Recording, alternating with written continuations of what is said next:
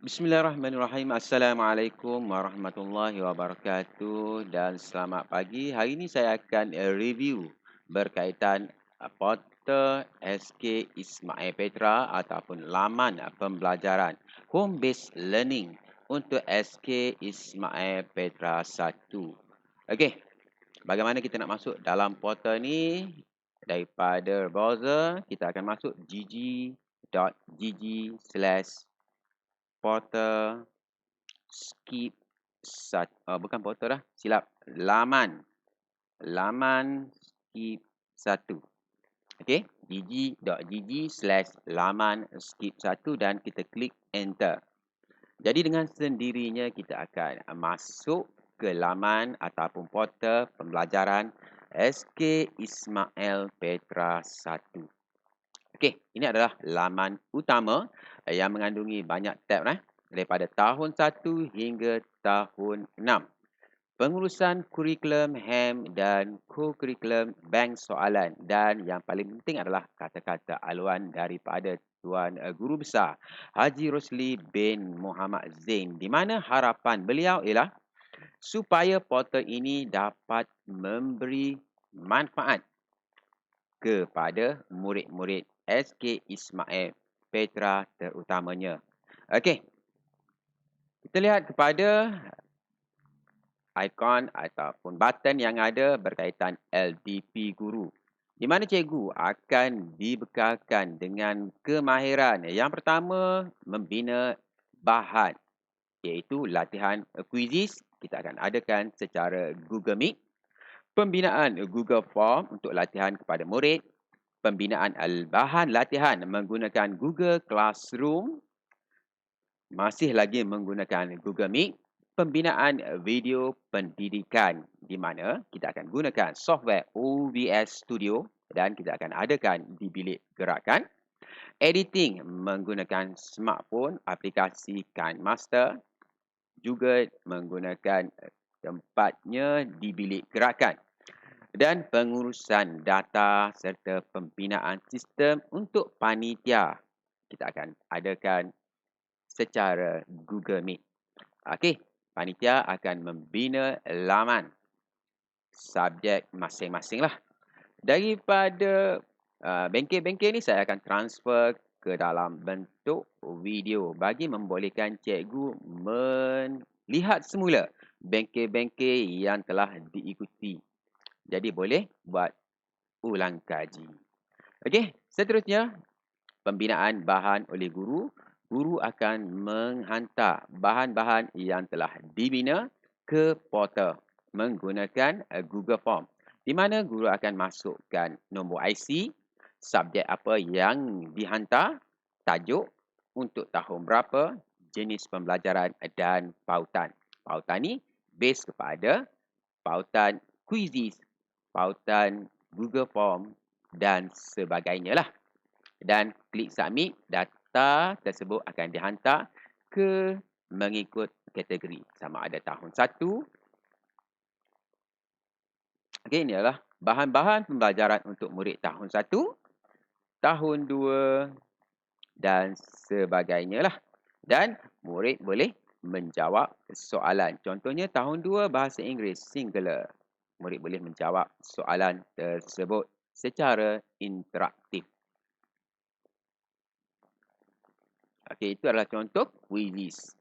Kemudian tahun 3, dia akan base kepada tahun dan subjek akan disusun. Matematik, kalau bahasa Melayu ada lagi, dia akan susun bahasa Melayu, matematik, sains, bahasa Inggeris. Base kepada tahun, tahun berapa. Okey, kemudian kita ada kad ID murid. Murid perlu mendapatkan nombor ID untuk masuk log ke portal bagi membolehkan pihak sekolah mendapat tahu berapa jumlah murid yang telah menggunakan portal pembelajaran ataupun laman skip 1 ini. Okey, saya buat contoh untuk ID murid. Okey, contohnya murid boleh masukkan nama Aimi untuk dapatkan, okey, Aimi Humaira. Dia klik only. Dan ini adalah ID mereka. Mereka perlu salin dan apa yang perlu dibuat setiap hari bagi kehadiran online, mereka akan type semula dan klik submit. Okey, bila klik submit maknanya mereka telah hadir pada hari ini. Dan data akan merekod daripada di laman utama, daripada 13 orang ni, data akan auto capture dalam tempoh 15 minit, dia akan menjadi 14 pengguna lah. Okey, itu adalah contoh bagaimana kita nak tahu berapa jumlah pelajar yang telah menggunakan portal SK Ismail Petra 1. Sama dengan cikgu, bila cikgu menghantar bahan, kita akan tahu berapa orang guru telah menghantar bahan pembelajaran untuk murid. Seterusnya, okey, kehadiran murid daripada submit data tadi, kita tahu berapa kehadiran murid. Contohnya untuk hari ini, dia akan paparkan hanya pada hari ini. Untuk lihat yang sebelum, tarikh sebelum, kita boleh klik bahagian setting dan cari hari apa yang kita nak tengok. Contohnya 9 hingga 9 kemarin. Kita boleh klik apply. Dia akan paparkan murid-murid yang hadir secara online. Ataupun kita nak lihat secara bulanan. Klik untuk analisis kehadiran murid secara bulanan. Bila kita klik, data akan merujuk kepada senarai murid hadir lah. Contohnya, Azian Humaira pada 10.11 telah hadir. 1 maknanya hadir, 0 belum hadir lah. Okey, ini adalah yang warna nombor 1 ni adalah maknanya murid telah hadir. Dan data ini hanya boleh diakses oleh 45 orang cikgu sahaja. Private lah. Tak boleh diakses oleh orang luar. Okey, kemudian kita ada analisis kehadiran guru. Untuk kehadiran guru, apabila cikgu telah menghantar bahan, pada hari ini sahaja dipaparkan nama guru tersebut. Dan kita boleh lihat, contohnya kita nak tengok macam 9 hingga 9. Yang kemarin punya, kita klik apply. Dia ada button tepi ni.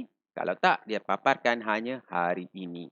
Okey, kalau kita tengok kemarin, ada 14 orang guru telah menghantar bahan. Maknanya mereka telah hadir secara online.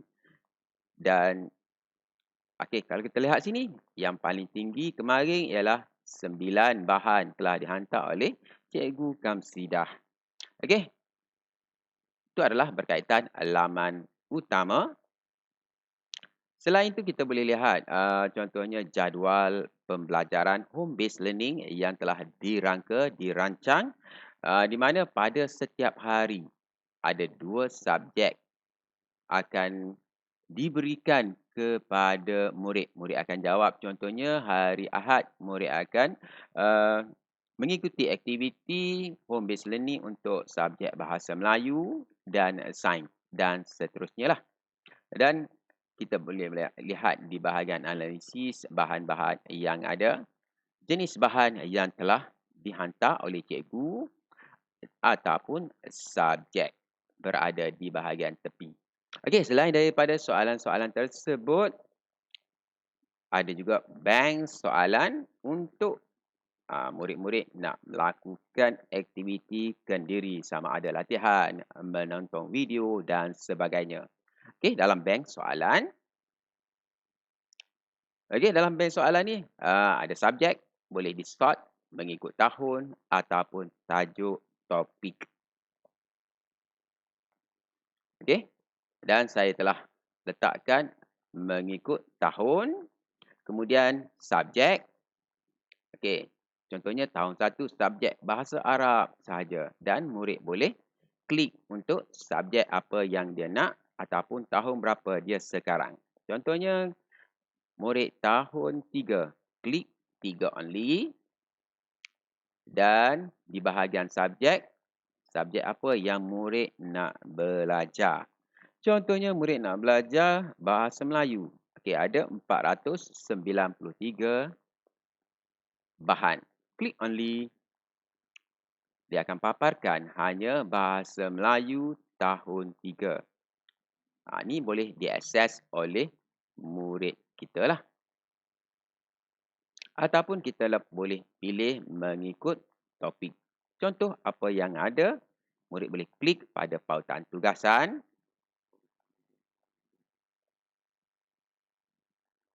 Okey, ini adalah video daripada EduWeb TV Bahasa Melayu kata adjektif untuk tahap awal.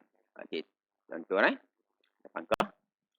Seterusnya ada yang jenis interaktif. Banyak dalam ni. Boleh diakses lah. Contoh yang kedua, kata sendinama. Okey, kata sendinama ni, contohnya menggunakan pro-proof. Create scrambler. Scramble. Ni kena susun.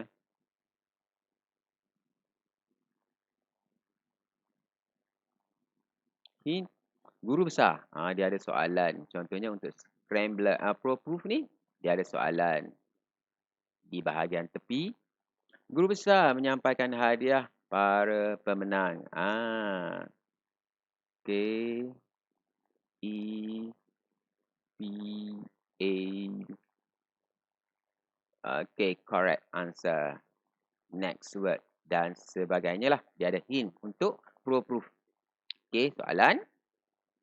Contohnya, murid kena susun semula. Itu adalah untuk latihan kendiri di mana telah diletakkan bank soalan sebanyak. Okey, kita akan lihat berapa banyak bank soalan